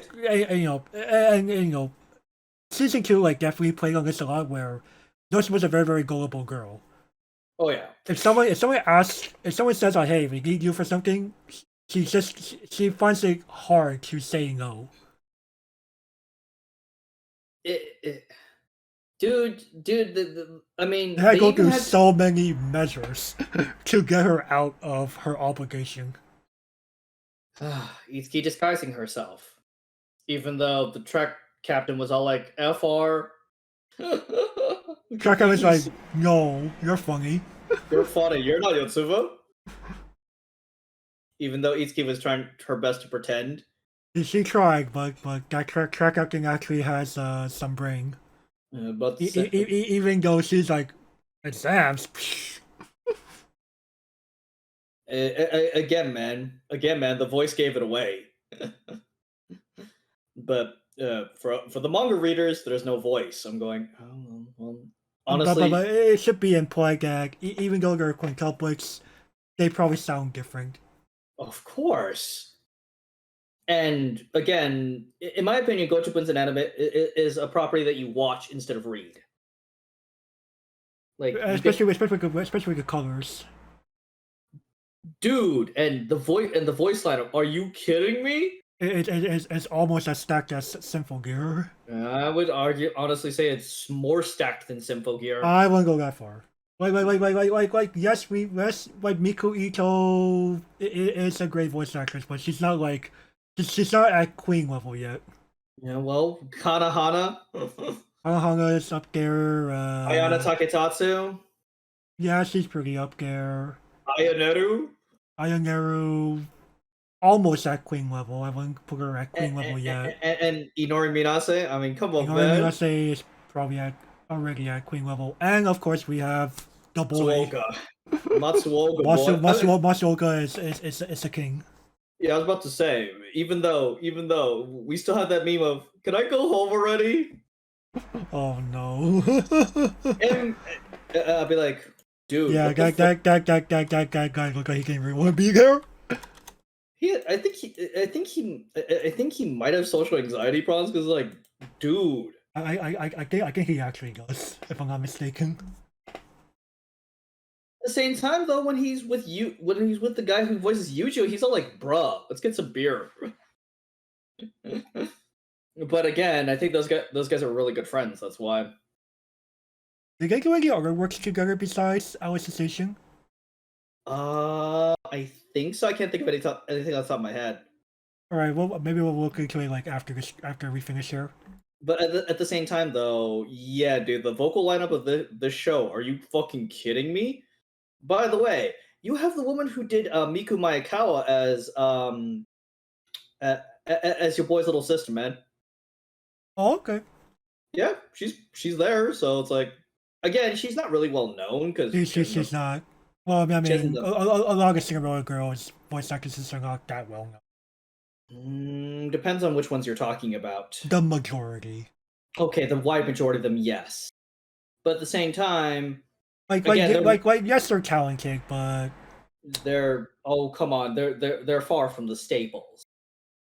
Like this show, like Gotsubun is one of those shows that in general, like idol franchises, voice actresses, only a few can like make it like really really big, right? Right. Gotsubun. Have you watched anime in the last decade?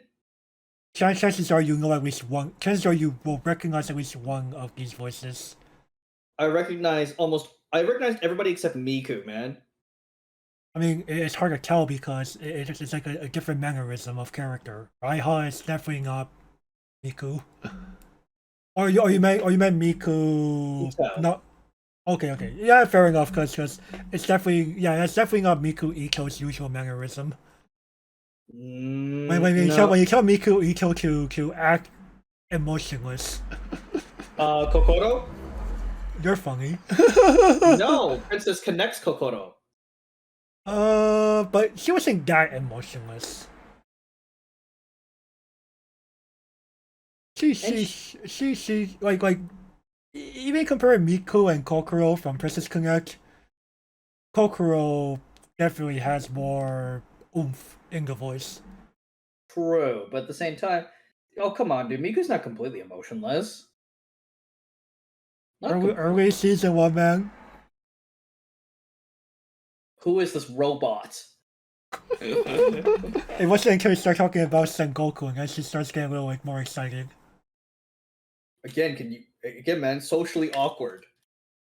Yeah, she was like the epitome of social awkwardness. Ugh. But like FR oh come on, man. Itsuki, the most awkward of the five. She's awkward for different reasons.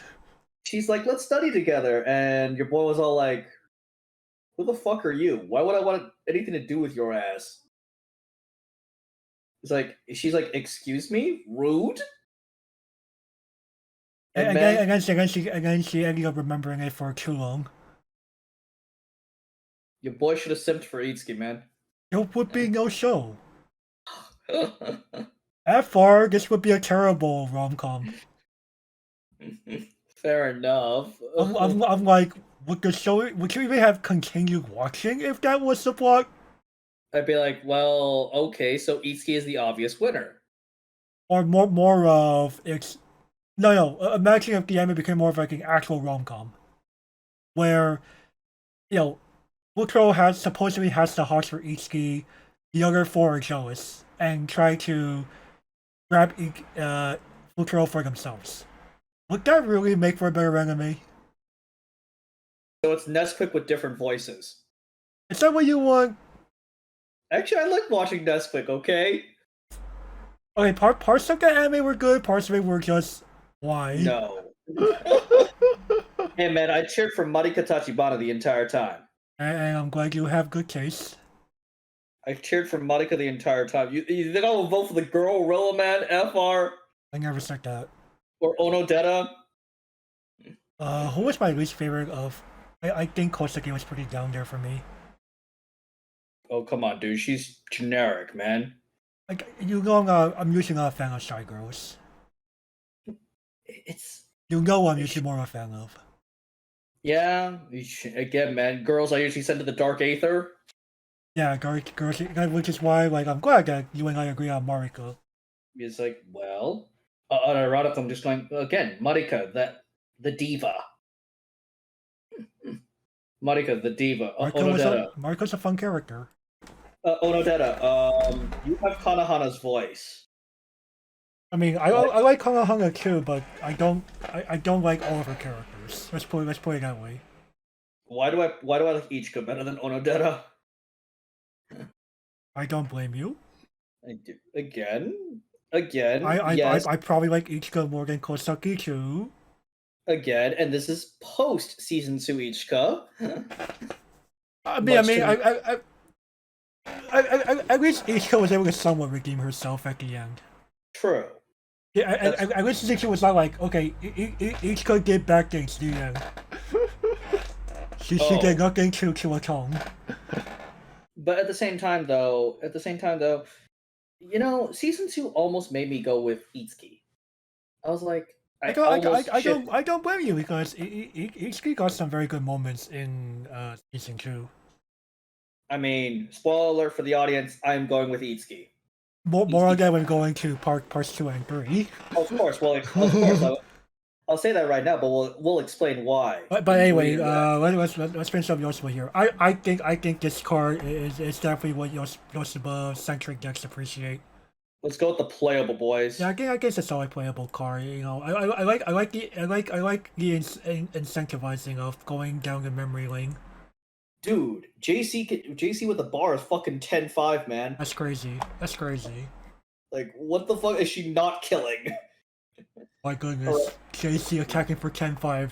We on top of this hand filtering you. Oh Jesus! So good, Christ. so good. All right, next. Yep, we have overconfidence and carelessness. Ichika Nakano, 3Q, 3500. She's a 2,000 assist. She heals on play, and this ability activates up to 3 times the turn. When your other character is put to the stage from the waiting room, choose one of your characters and get soul +1 until end of turn. So my shit has to die to get the soul? No. It has to be revived. Oh, okay. So capture stance Ichika, got it. That, or when you play a standby, if you go down that route. True, but that doesn't really. Or when you activate standby. Again, triggering it. Ichika and standby. Pick one. This one we're going Ichika deck. This would go more into a good stuff standby deck. Fair enough, but as we'll see, spoiler alert, Nino has that covered in spades. This is true, but I think that deck wouldn't mind this. No.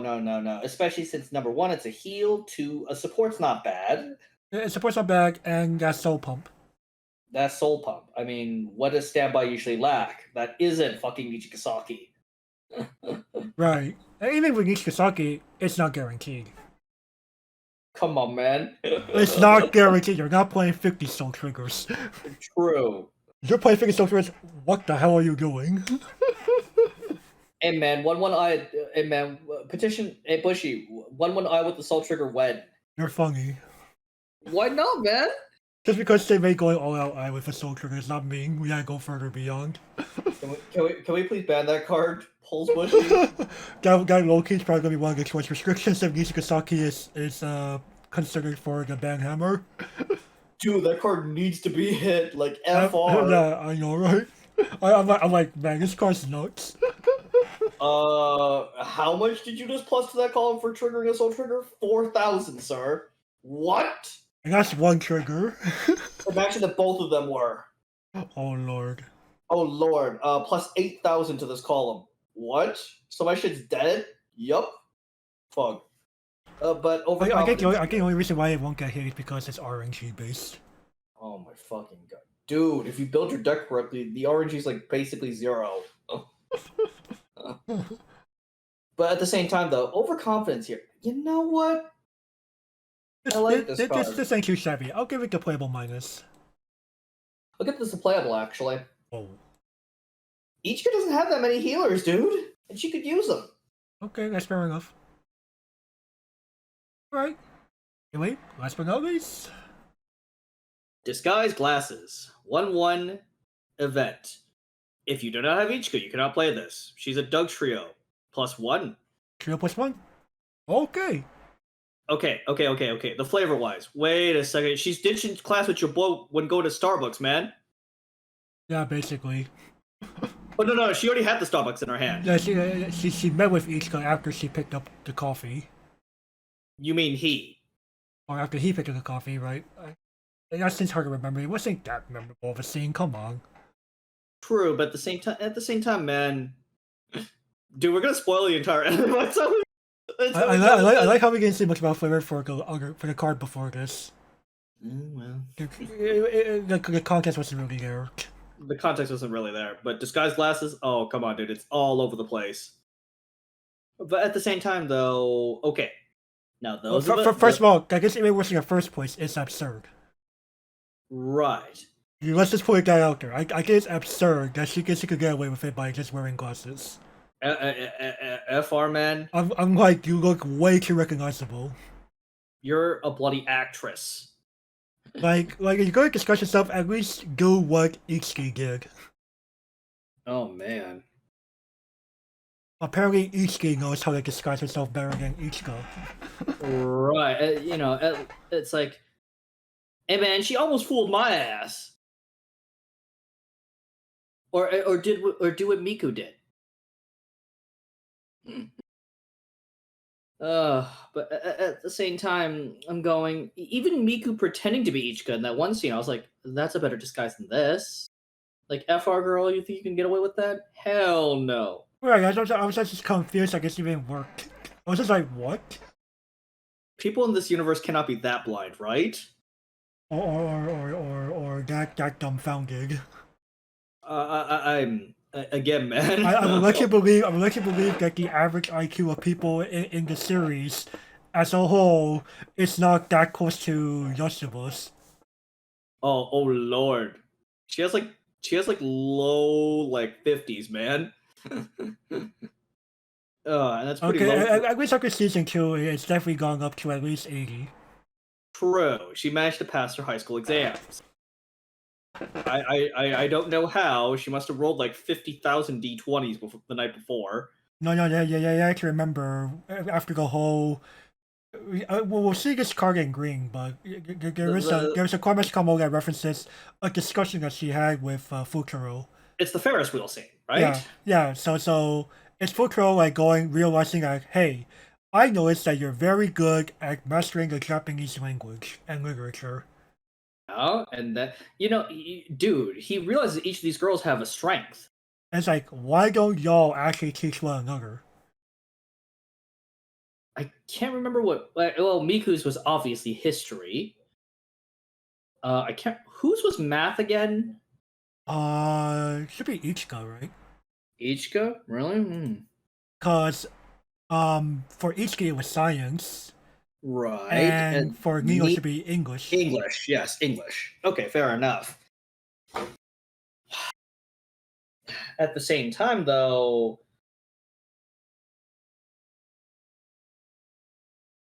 this scene, man. This scene. How the fuck did? Come on, man. Nobody spotted them at all. Yeah, I was just like, no one wanted to swarm her. She's a famous actress in this universe, right? That's what we were told. Like a lot of people were like, yeah, I'm looking forward to watching the next movie that Ichika's in. The one that she shot at the cafe that Futaro and Nino worked at. That was the scene. That was definitely a scene. And wasn't Yeah, and I remember Itsuki there being like, trying to mind her own business, and the other girls are like, the jig is up, Itsuki. At least I think that was Itsuki. Wait, I might be, I get you're mixing scenes. Okay, fair enough. I'm not sure trying to remember. What's no, I want to say it was only Futuro at the cafe at the time because Nino wasn't hired yet. Oh, okay, okay. Yeah, it should have been. No, it was because they realized that each girl was taking on too much weight on her own shoulders. Like that. Part-time jobs for everybody. Yeah. Well, was it everybody? All 5 girls got part-time jobs, dude. I'm trying to remember what Iski and Yosuba did. Oh, Eats. I think Yotsuba was a grocery store employee. Yeah, okay, And I remember that one. Where did Iski work? I think she was a bookstore employee. I want to say Okay, that makes sense. that makes a ton. That makes like I just barely recall like we obviously remember Miku and Nino because they were like fighting to get hired at bakeries. right. And Nino obviously, well, she won out because are you One has baked over 1,000 pastries. Well, one could be the startings of a Michelin star chef. The other, FR girl. The one who will get yelled at by Gordon Ramsay if ever. Right. And the other is a Michelin star chef. So, but I'm going. Wait, I'm trying to think to myself. Is Ichika also a model in universe? Not necessarily. Okay, because all 5 girls could easily be supermodels. Right, but not well. I, don't you have to be a certain age to be a model in Japan? Think so. I'm not 100% sure. I'm pretty sure at their age they count. Oh, okay. Well, again, do they all have bodies of supermodels? Just because, well, we also have to remember that the typical Japanese teenagers don't have bodies like theirs. True. Like my gosh, is anime idealized.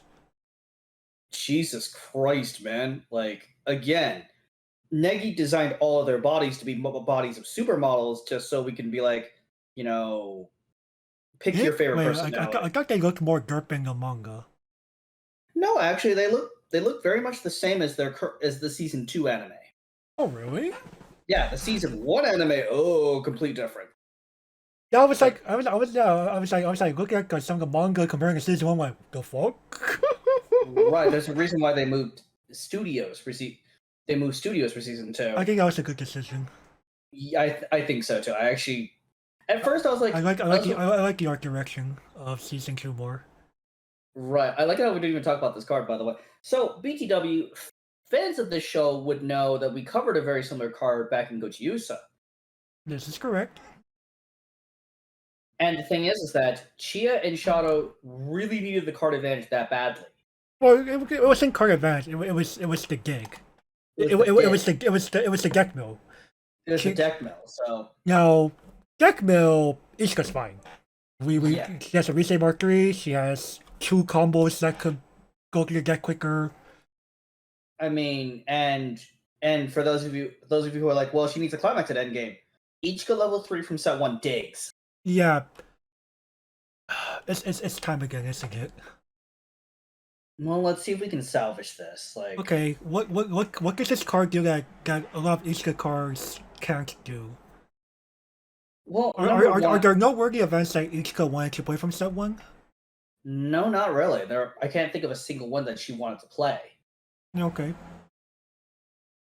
Now, at the same time, though, this could pay off pesky choice triggers that you triggered. And your level 1 combo, I suppose, if you really haven't found it yet. But unfortunately, though, you cannot grab this off a choice, so... You can't grab this off a choice, but this could grab you a choice from up to top 6. So, again, this only really helps the early game. Right. I think that barely staves it off from being quoted. barely. Or well, I wouldn't really say quote. I was thinking more FR of it's not a bad card. It's more of did Ichika need this? Yeah, I'm gonna have to FR this one as well, man. Like overall, like that's why I asked about the event. Like, was there an event or something Hmm. from set one that you guys Ichika wanted to play? No, I looked through a lot of Ichika lists and I was going, no. All right, yeah, FR it is. Okay, so that does it for yellow. So overall, well, Oh boy. it's got some goodies and an alternative line of play for level one.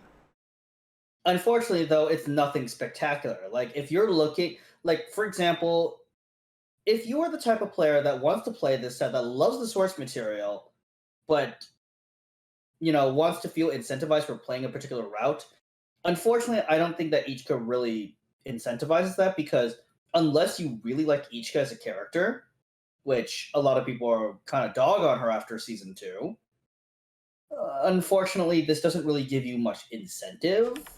Like the cards don't really give you much incentive. I'm sorry here. Right, like it's not a terrible deck. It's one of those like you could do better. You could do far better. Like, how should I say this? Nothing is really a strict necessity from set two. Like, you might consider like the Mise is nice, but she's like $1. The combo. Again, what do you consider real gold mine? Your waiting room or your deck?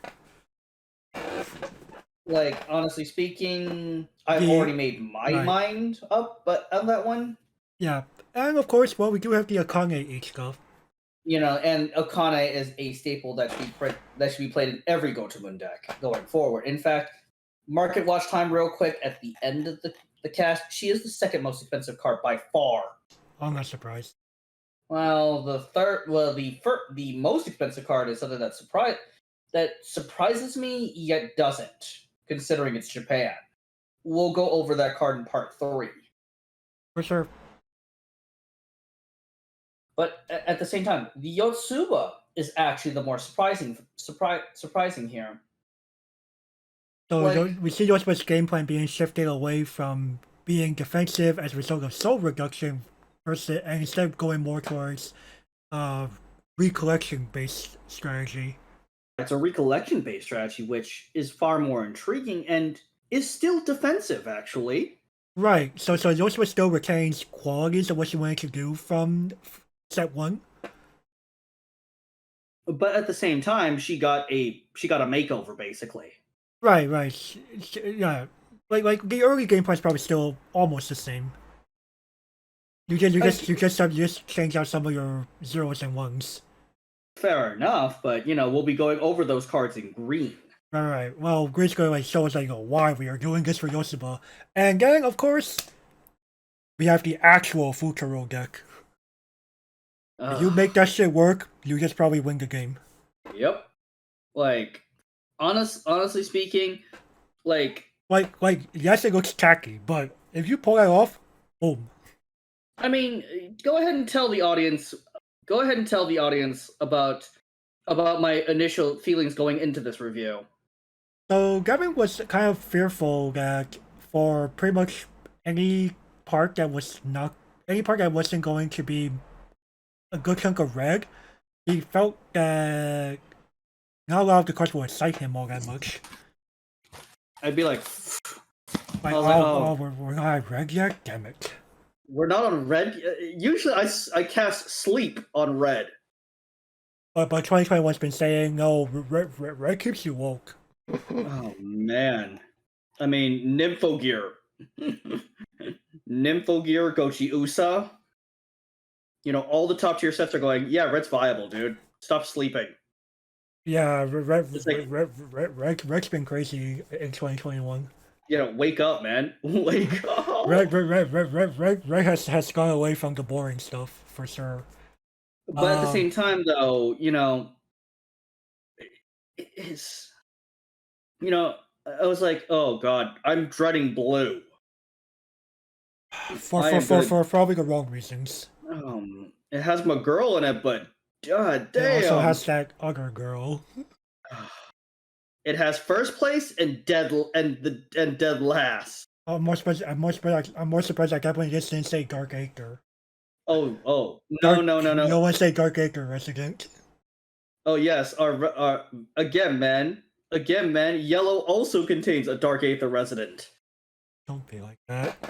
Again, man, I put fourth and fifth in the Dark Aether, man. Fourth and fifth of the Dark Aether. But again, man. You know what? At this point, I'm kind of glad, and this is easily my most look forward to set. In fact, tell the audience how much I was looking forward to this set, man. uh, he was looking forward to it so much. He was like excited before it was being announced. You could have just. Is it yes? Yeah, the answer is yes.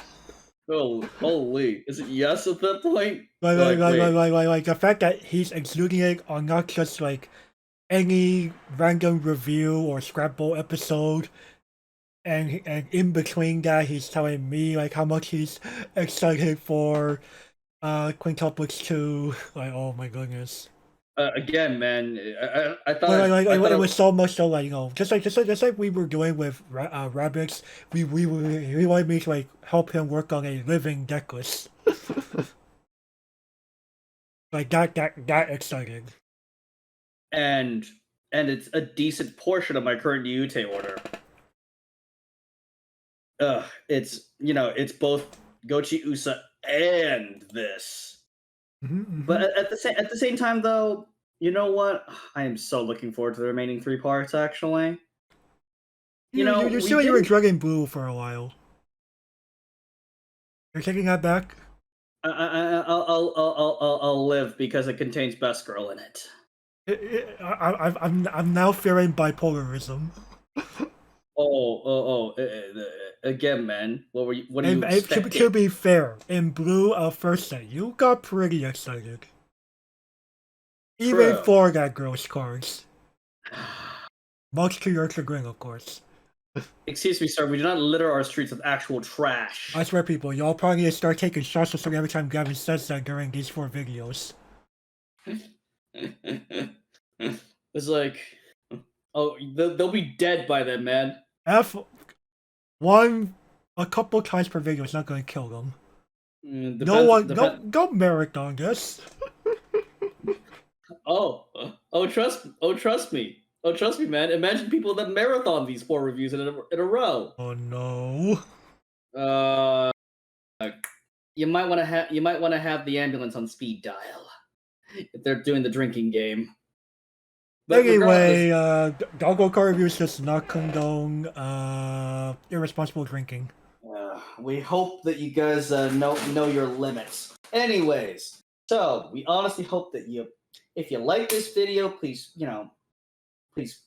favorite it, comment, like, subscribe, because these all help the YouTube algorithm. And of course, you want to be even more awesome, you can also go ahead and make a contribution on our Ko-fi or Patreon, like Jake here, who is currently subscribed at the Pupper tier. So thank you, Jake. You're very awesome. And with that, we will catch you all next time. Bye bye.